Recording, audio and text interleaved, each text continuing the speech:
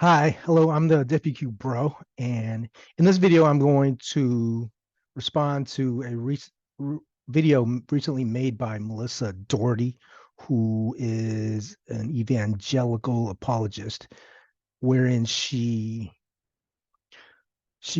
attended a Church of Jesus Christ of Latter-day Saints meeting and was arguing with missionaries. And I'm going to respond to her older video because she made the same arguments and her arguments in that video were better organized. So, I mean, all her arguments are very easily answered, but I'm just going to focus on what she said about temples. Okay, and at the outset, I'm going to say that she is a nice woman. She's made a lot of videos about against New Age practices, and I haven't seen those videos, but we know that a lot of New Age practices do not have empirical support. Tarot cards, psychics, uh, anyhow, astrology, but yoga's fine. There's plenty of support that shows that yoga has health benefits. But anyhow, as I was making this video, I noticed that there were two Saints Unscripted uh, episodes made by David Snell that addressed two of the 3 points that Melissa made. So I'm going to cite them in passing, but I'm going to offer more evidence, more scholarship, and more biblical support for in order to dismantle what she said. Okay, and like I said, she's a nice woman, but she seems to get all her information from hanging out with missionaries for a long time and from Christian apologists. And we know the Christian apologists who ministered to Latter-day Saints, they're pretty knowledgeable about Mormonism, but they don't know anything about modern biblical scholarship. You never see them engage uh, in critical exegesis of the Bible. So we're going to bring up some of those issues in this video. And this video is also good if you are a Latter-day Saints and you want to deepen your understanding of the temple and or prepare for it.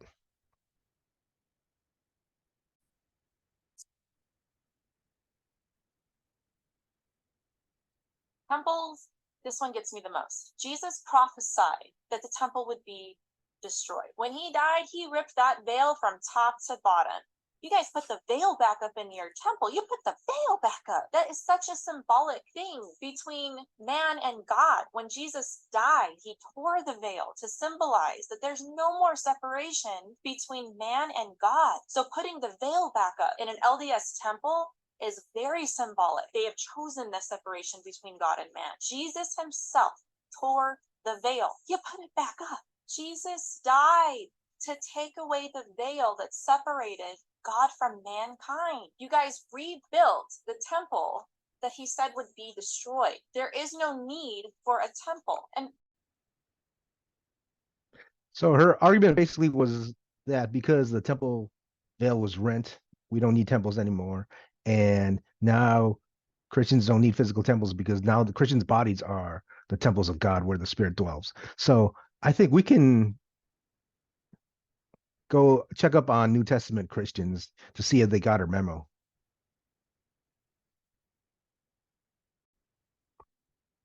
The ascension of Jesus, then he led them out as far as Bethany, and lifting up his hands, he blessed them. While he blessed them, he parted from them and was carried up into heaven. And they returned to Jerusalem with great joy and were continually in the temple, blessing God. So it didn't take very long after Jesus left before Christians went back into the temple. And if you're a Latter-day Saint, I recommend you scroll up on Luke 24, where Jesus tells them to tarry in Jerusalem so they can be endued with the power from on high. And they did that by going to the temple. So if you're a Latter-day Saint, you will get that connection. Moving on, in Acts, and fear came upon every soul, and many wonders and signs were done through the apostles, and all who believed were together and had all things in common. And they sold their possessions and goods and distributed them to all as any had need. And day by day, attending the temple together and breaking bread in their homes, they partook of food with glad and generous hearts, praising God and having favor with all the people. And the Lord added to their number day by day those who were being saved. Now, the HarperCollins Study Bible, which is probably one of the most acclaimed ones, it's produced by the Society of Biblical Literature. They said that the temple continues as a place in which Christians worship. That's the commentary for this verse, and I think they reached that conclusion is because here temple being together in the temple was listed with other elements of Christian worship. So the David Snell in that episode, he mentioned that he showed how Christians continue to worship after the crucifixion and resurrection and ascension. And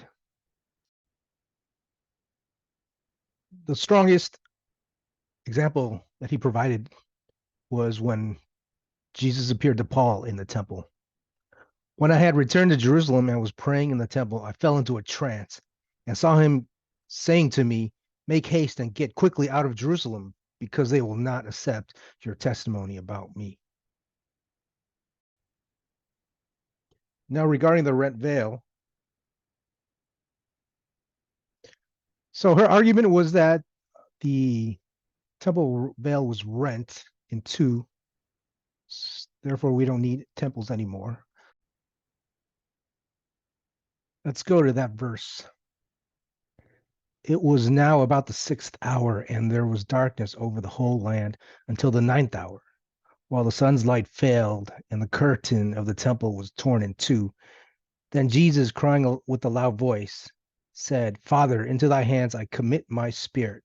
And having said this, he breathed his last. So, like you said, this is symbolic, right? So, for symbols, there's many different interpretations.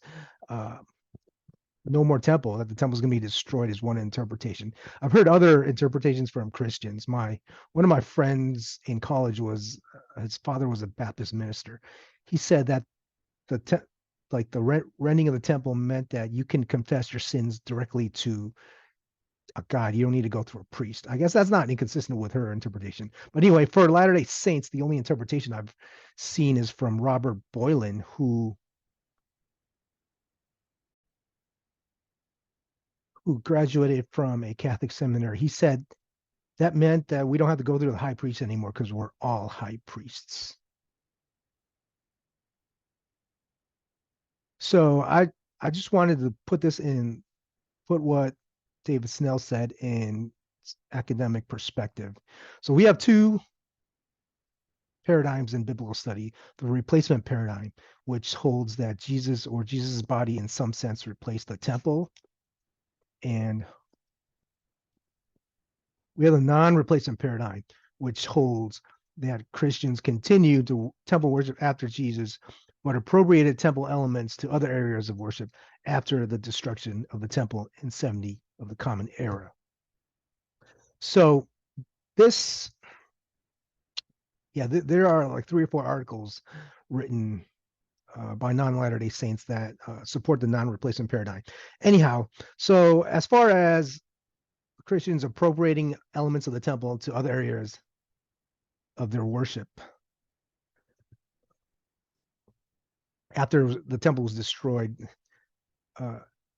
David pointed out that you can see elements of the temple in cathedral architecture in the Catholic Church. But I think I wanted to add that in the Eastern Orthodox Church, they kept even more elements. First of all, they call their churches temples. Second of all, there was once where they had non-Christians leave after the service. So only Christians would be in there. So they abandoned that practice after entire societies became Christian. And my uncle was actually a Buddhist student association advisor at the university that he taught at, and they bought a chapel from the Eastern Orthodox Church, and he showed me that there's a part of the church where only the priest is allowed, so analogous to the high priest in the Holy of Holies. So As you can see, temple worship, there's strong evidence for temple worship even after Jesus by Christians.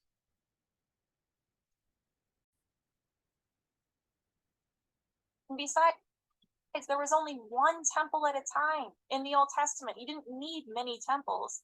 So this is her second argument, is that this is known as the centralization of the cult. There's only one temple at Jerusalem. She didn't cite the scripture, but here it is.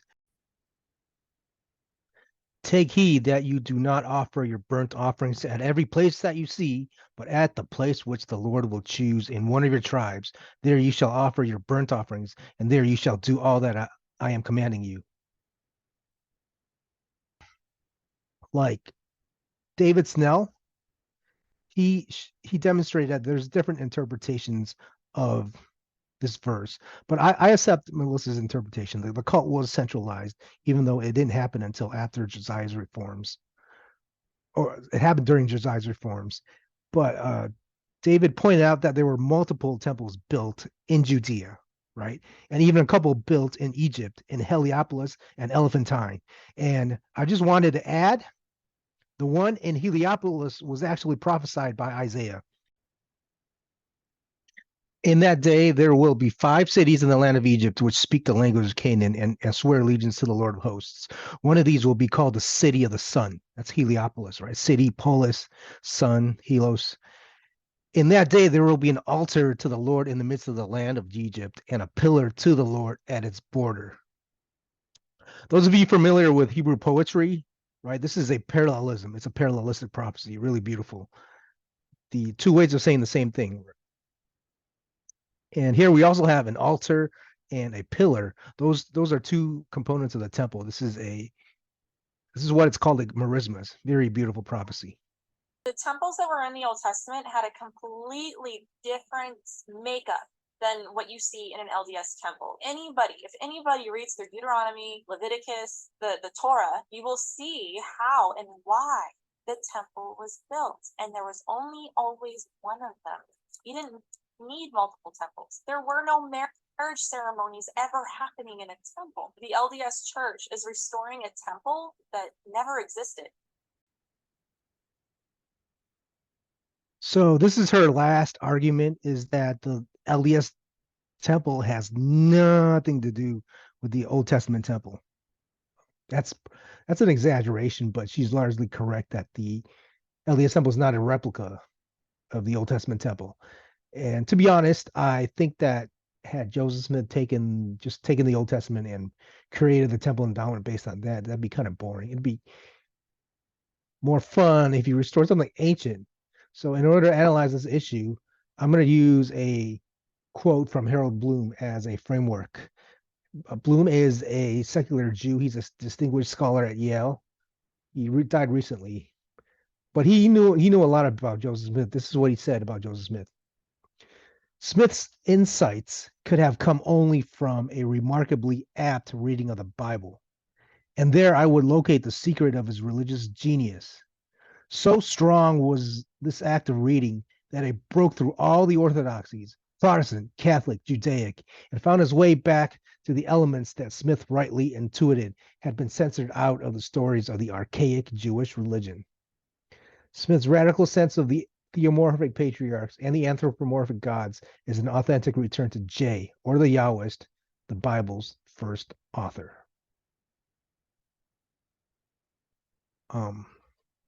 Okay, this is the framework we're going to use. And now, so we can ask ourselves, what did Joseph Smith restore? So there's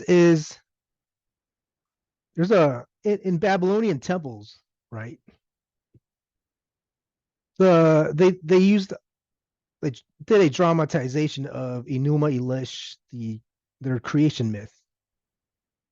And when they inaugurated the temple during the Akitu festival, they also read the Enuma Elish as liturgy.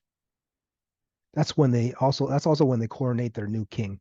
And Moshe Weinfeld, this Hebrew Bible scholar, he said that ancient Israelites have possibly used Genesis 1, where God created the earth, as a liturgy for a temple inauguration.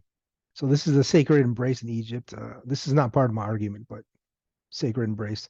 Okay, so here are the building blocks of the Latter-day Temple that are built based on the Bible. Three components: one, Adam and Eve; two, creation, which we already talked about; and three, covenants.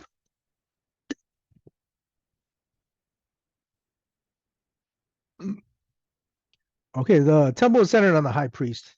This quote is from Stephen C. Smith from his book, The House of the Lord, a Catholic Biblical Theology of God's Temple Presence. Here's something of great importance. Temples are not without priests. As such, Adam, the first man, was given the investiture of a priest in his innermost being. Smith provided more evidence that Adam was a priest. The commission that Adam was given in the garden uses the same verbs as the commission that God gave priests in the book of Numbers. The Lord took the man and put him in the Garden of Eden to till and keep it. The Hebrew word for till is avad, and for keep is shamar. Those are the basic forms of the verb. In Numbers, and you shall attend to the duties of the sanctuary, which is the holy place, and the duties of the altar, that there will be wrath no more upon the people of Israel. And behold, I have taken your brethren, the Levites, from among the people of Israel. They are a gift to you, given to the Lord, to do the service of the tent of meeting. The word for attend is shamar, and the word for service is avad. G.K. Beale, who's is of the Reformed theology persuasion, he pointed out that whenever those two verbs are used together, they're always in reference to priestly service. He said, in fact, it should be stressed that wherever the two Hebrew terms appear in scriptures within a approximately 15-word range, they are always in reference to priestly service.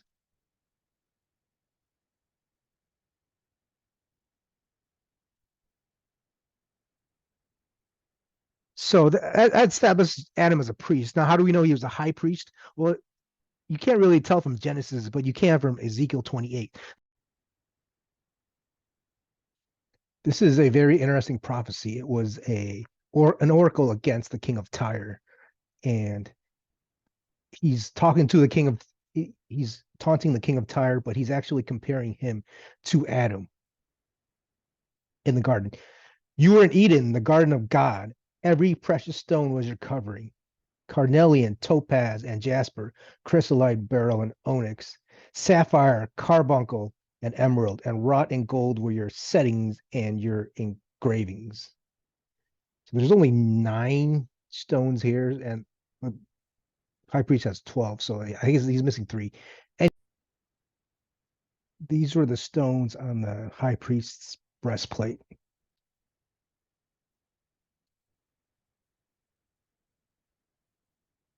Anyhow, verse 16, in the abundance of your trade. So the king of Tyre, right? Phoenicians were very famous for their ships and the trade that made them wealthy. In the abundance of your trade, you were filled with violence and you sinned. So I cast you as a profane thing from the mountain of God, and the guardian cherub drove you out from the midst of the stones of fire. So king of Tyre fell like Adam was driven out of the garden. I think this is fascinating. So with Adam, now we need Eve. This is also from Smith. The gift of Eve on the Sabbath would place Eve near the center of Adam's perfected priestly world.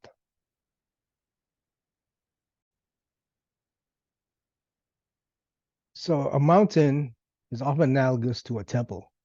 Latter-day Saints are probably familiar with this verse in Isaiah. It says the mountain of the Lord's house, right?